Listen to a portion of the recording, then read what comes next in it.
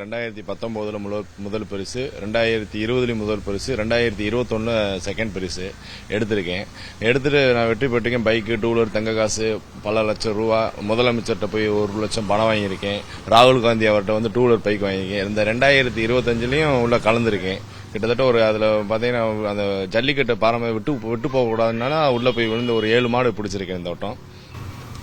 இந்த பொண்ணுக்கு நீங்க பரிசு வாங்கினத எல்லாருமே பரிசு வாங்கணும்னு நினைக்கிறது வந்து எப்படி மனசு வந்தது கொடுக்கறது? ஆனா ஓப்பனா சொன்னா அந்த பொண்ணு அவுத்தது எனக்கு தெரியாது. உண்மையிலே மன சங்கடமா தான் இருந்துச்சு. எங்க வீட்டுல ஒரு பொண்ணு இருக்கு, எனக்கு பொண்ணு இருக்கு.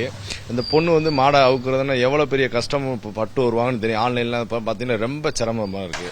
அது வந்து அந்த பொண்ணு வந்து அவுக்குறது பாத்தீங்கன்னா எனக்கே மனசா ரொம்ப கஷ்டமா இருந்துச்சு. அந்த மாடை பிடிச்சல என்ன பரிசோ, தங்க காசு, அண்டா, பாத்திரம் எல்லாத்தையுமே அந்த பொண்ணுகிட்டே ஒப்படைச்சிட்டேன். அது எனக்கு கொஞ்சம் ரொம்ப வருத்தமா இருந்துச்சு.